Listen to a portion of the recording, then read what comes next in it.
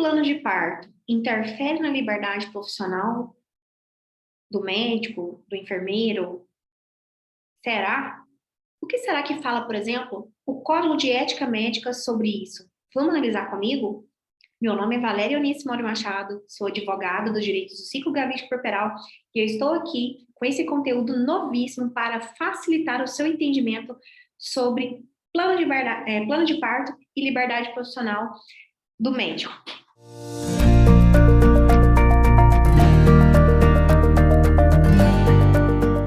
Bom, gente, a gente já teve um vídeo aqui que nós falamos sobre o plano de parto. Então, a gente já sabe que o plano de parto é uma diretiva antecipada de vontade, que ela é reconhecida pelo Conselho Federal de Medicina, que já foi questionada no judiciário, e o judiciário falou, ok, o plano de parto é um documento extremamente válido, uma ferramenta disponível aí nas mãos das gestantes para que ela possa exercer a sua autonomia e o seu direito ao consentimento.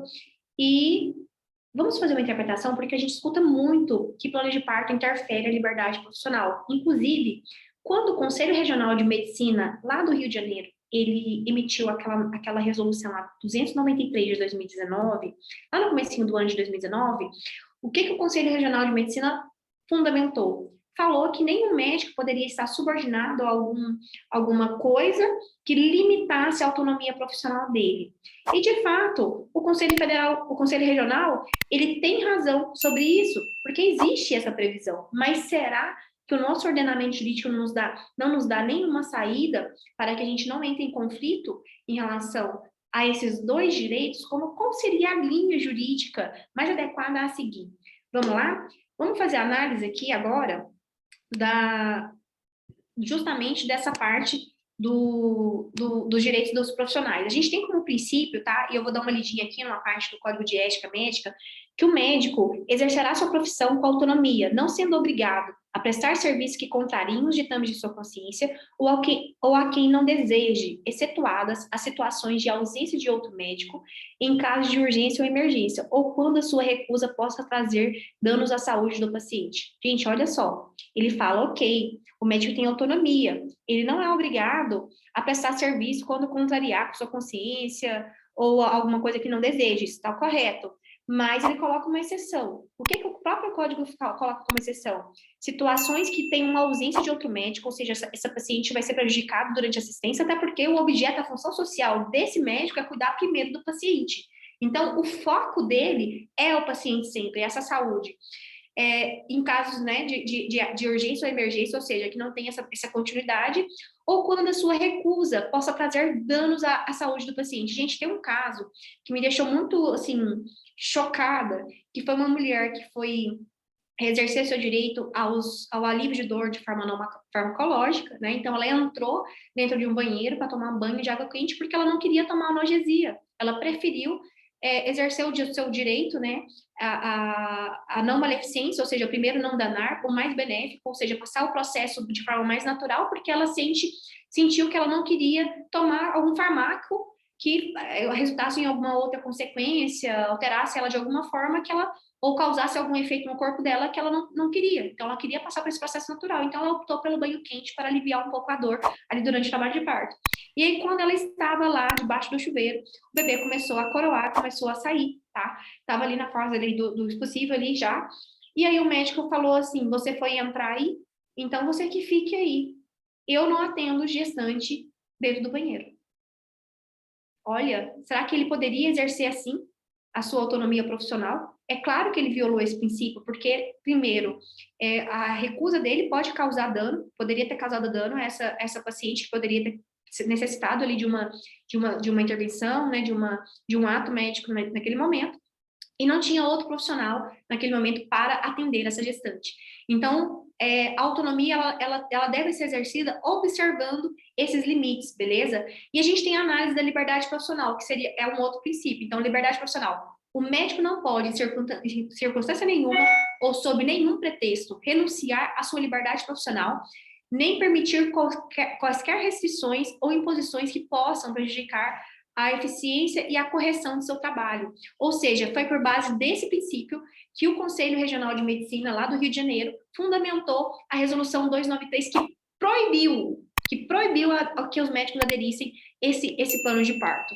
Então, nós temos, de fato, essas previsões, mas a gente também tem alguns deveres dos médicos e alguns direitos dos pacientes que devem ser reservados e considerados. Por exemplo, o artigo 24 do Código de Ética Médica. É vedado ao médico. O que é vedado ao médico? Deixar de garantir ao paciente o exercício do direito de decidir livremente sobre sua pessoa ou seu bem-estar, bem como exercer sua autoridade para limitá-lo. Olha o que fala esse artigo. Esse artigo fala justamente que deve obedecer, deve atender o direito do paciente. Então, também tem uma outra vedação, que é o artigo 39 do Código de Ética Médica, que fala: é vedado ao médico opor-se à realização de junta médica ou segunda opinião solicitada pelo paciente ou por seu representante legal. Ou seja, vamos supor que o médico vira e fala assim: é indicação cesariana, cordão umbilical ralado no pescoço. Aí a paciente fala: não, mas como é que tá o bebê? O batimento cardíaco tá ok? Aí ele fala: tá ok, mas o risco é muito grande, vamos marcar uma cesariana daqui 2 dias, alguma coisa assim. Ela fala: não, eu quero uma segunda opinião. E aí, quando ela solicita essa segunda opinião, o médico fala: não, não posso. Não posso te atender, não posso atender esse pedido seu. Não, ele não pode se opor, entende? Porque é uma violação ética. Então, justamente, olha, ou seja, qual é o nosso entendimento sobre essa interpretação até esse momento? Que nenhuma opinião médica é absoluta. O paciente tem direito de exercer uma segunda opinião. Então, nós temos isso como base do exercício do direito à segunda opinião, autonomia e informação do paciente. Ou seja, não pode se opor. E não é absoluta, não é que quando o médico fala, a água parou. O paciente sim tem direito de duvidar, buscar uma segunda opinião e tomar uma decisão com base numa informação que ele se sinta seguro, beleza? E a gente tem essas previsões no próprio código. E olha mais, o artigo 31. O que fala o artigo 31? É vedado ao médico desrespeitar o direito do paciente ou do seu representante legal de decidir livremente sobre a execução de práticas diagnósticas ou terapêuticas, salvo em caso de iminente risco de morte. E aí a gente tem a exceção da exceção, beleza? Quando que o médico pode atuar colocando, né, impondo a sua autoridade e a sua visão médica ali? Só quando há risco de morte. O próprio código fala isso. Se o médico, então, dentro dessa interpretação, se o médico se recusa, não quer fazer por algum motivo, ele tem que encaminhar esse paciente para ser tratado, para ser atendido por um segundo médico. Esse paciente também tem direito a uma segunda opinião. A único momento que esse médico pode exercer sua autoridade para realizar um procedimento, contrariando a autonomia de vontade desse paciente, é quando existe esse risco de morte. Então, dentro dessa interpretação desse código, nós chegamos a essa conclusão de que não há conflito. O próprio código nos entrega ferramentas para que a gente consiga solucionar esse conflito. E foi justamente isso que o judiciário reconheceu quando declarou ilegal a resolução 293 de 2019, que declarava o plano de parto como proibia, na verdade, né, a adesão do plano de parto pelos profissionais de medicina. Então, olha só, o que o juiz entendeu nessa sentença? Esse aqui é um trecho da sentença. A autonomia profissional do médico, portanto, deve ser exercida em observância e respeito à autonomia do indivíduo que está se submetendo à intervenção médica, no caso dos autos, mais especificamente as mulheres em trabalho de parto. Nesse sentido, o plano de parto é um instrumento importante no equacionamento da vontade da gestante e a prática do ato médico na hora do parto, pois nada mais é do que um documento em que a grávida pode demonstrar suas intenções quanto à assistência médica e hospitalar em relação ao seu trabalho de parto e cuidados com o recém-nascido no pós-parto imediato. Então, esse foi o entendimento corretíssimo do juiz, justamente fazendo essa interpretação que eu trouxe para vocês dos artigos do Código de Ética Médica. Então, gente, foi maravilhoso estar com vocês. Nós estaremos aí entregando mais conteúdos como esse para maior entendimento dos interessados, né, para melhor atividade dos advogados nessa área dos direitos do ciclo gravídico puerperal. Foi um prazer imenso estar com vocês. Então, se inscreva no canal, ative o sininho e compartilhe esse vídeo com quem que você acha que tem, de fato, o interesse de chegar a essa informação. Estamos juntos e até mais.